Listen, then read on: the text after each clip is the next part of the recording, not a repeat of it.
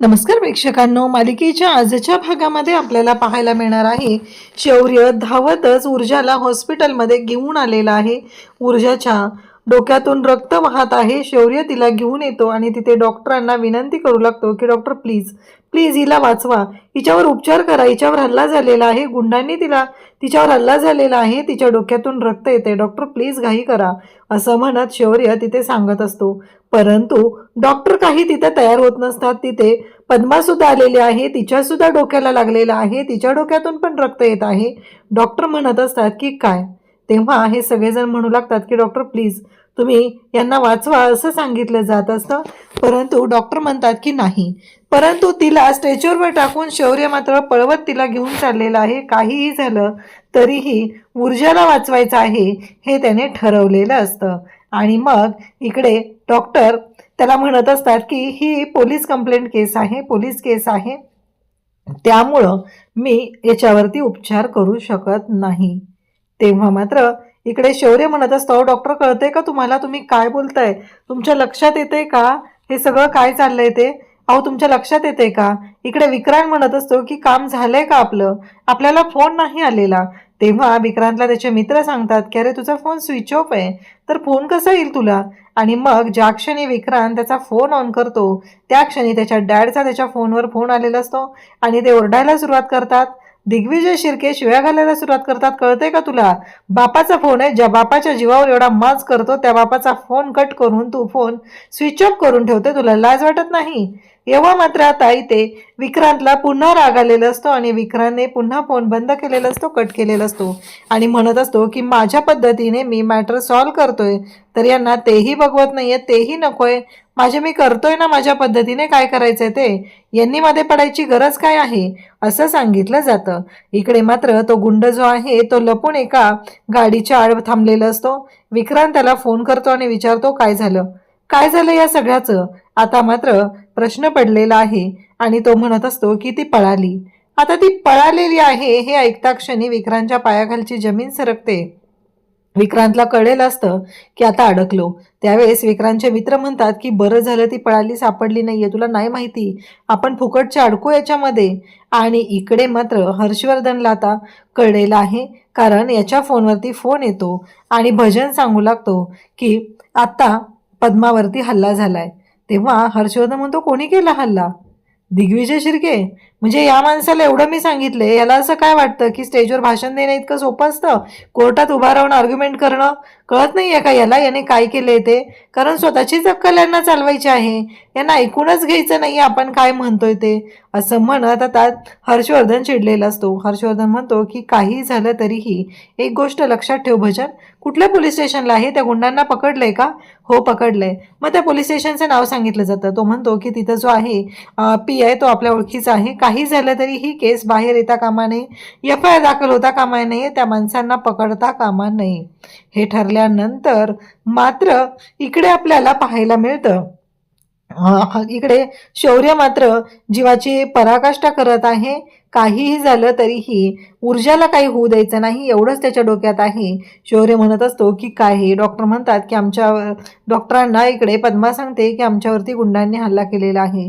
तेव्हा मात्र डॉक्टर म्हणतात की नाही, जोपर्यंत FIR दाखल होत नाही तोपर्यंत मी उपचार चालू करू शकत नाही। शौर्य म्हणतो काय बोलताय तुम्ही लीगल ऍक्टिव्हिटीज, अहो आम्हाला माहिती आहे हे सगळं काय आहे ते, आणि काय नाव तुमचं, पांडे का, बरं ठीक आहे असं म्हणत शौर्य म्हणतो अहो प्लीज ऐका माझं।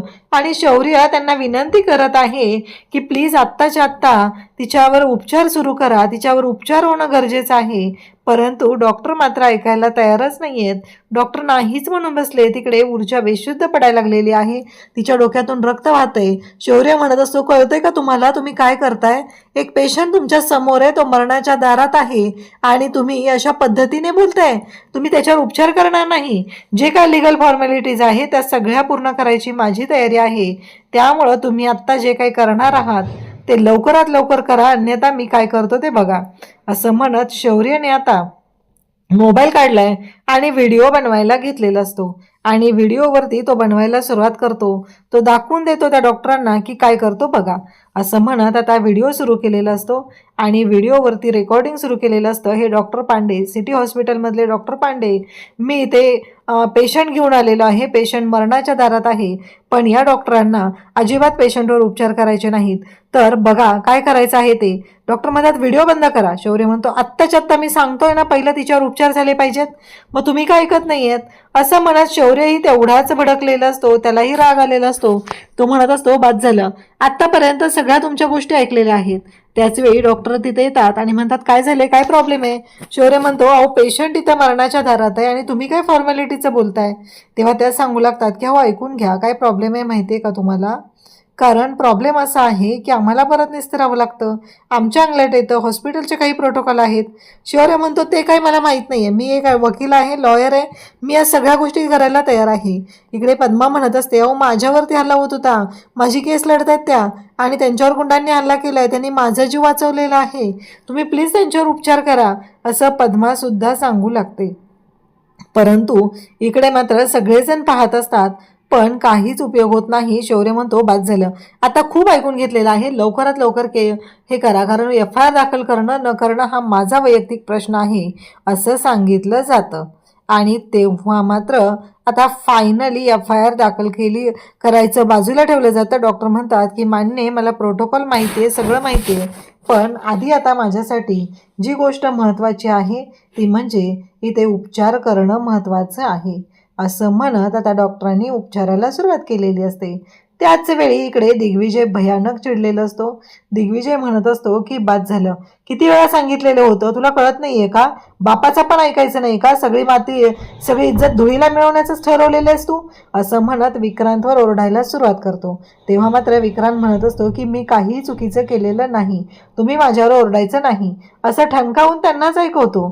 तेव्हा मात्र इकडं त्याचे मित्र म्हणत असतात की त्यांना सांगून टाक ना की हे सगळं शौर्यने केलेलं आहे, म्हणजे त्या गुंडांना मारणारा शौर्य होता.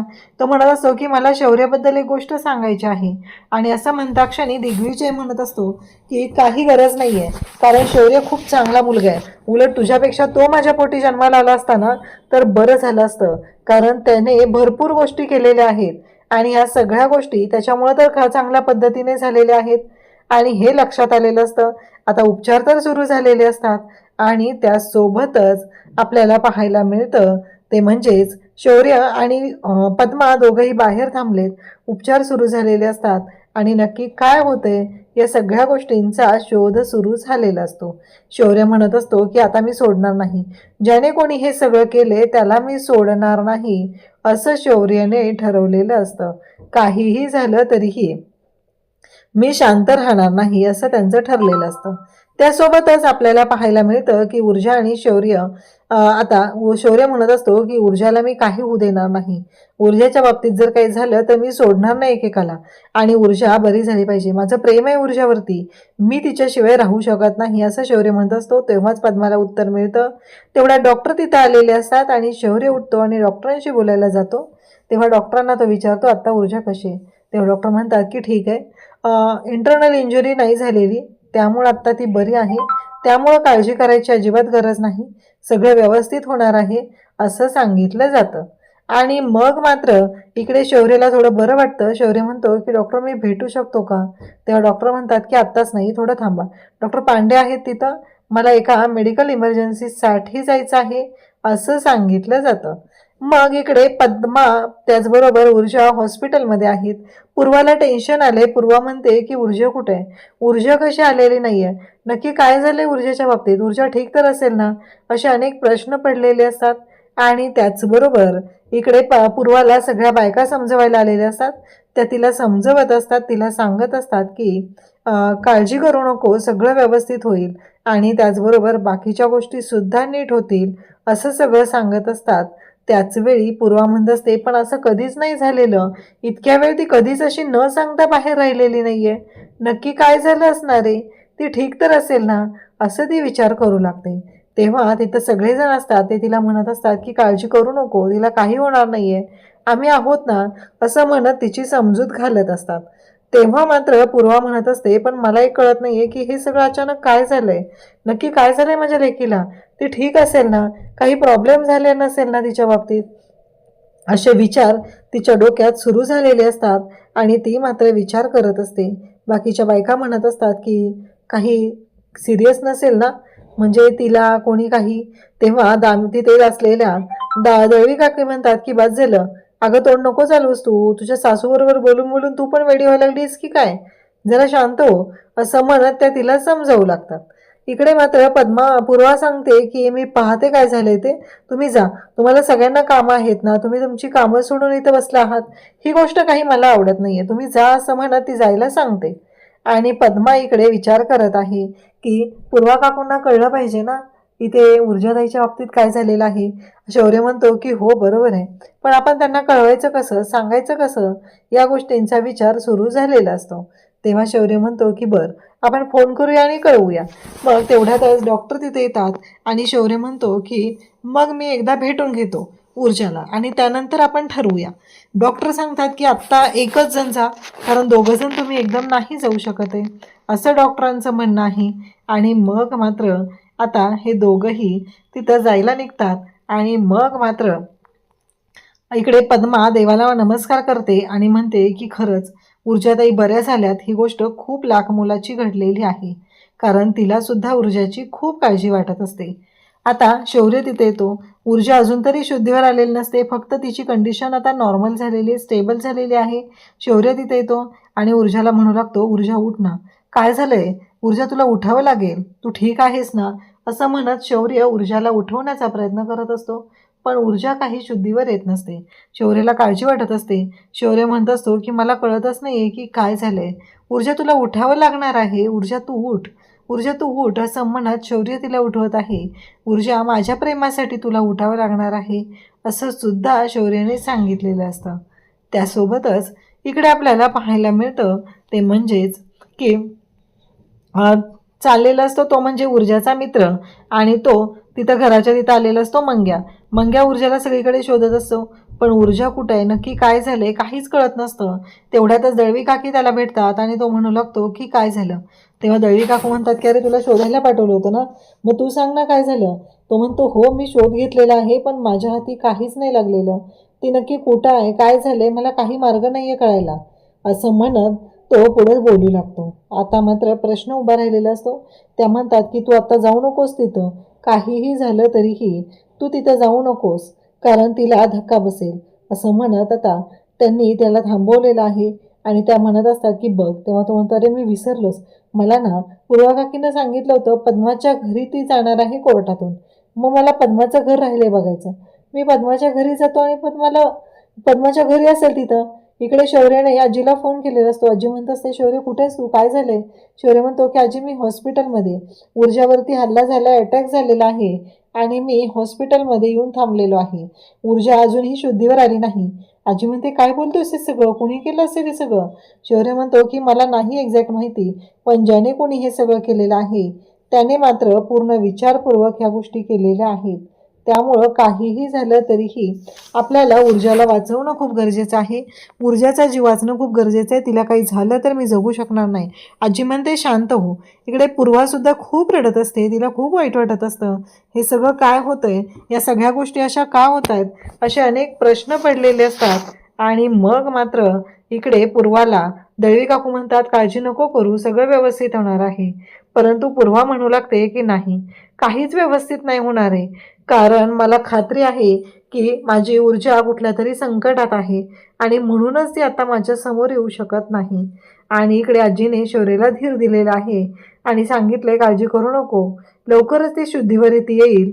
हर्षवर्धनला भेटायला आता दिग्विजय शिर्के आलेले असतात. तेव्हा हर्षवर्धन म्हणतो की कसं आहे माहिती आहे का, काहीही झालं तरीही विक्रांत माझा जावई आहे आणि त्याच्या केसालाही धक्का मी लागू देणार नाही, असं आता तिथे सांगितलं जातं.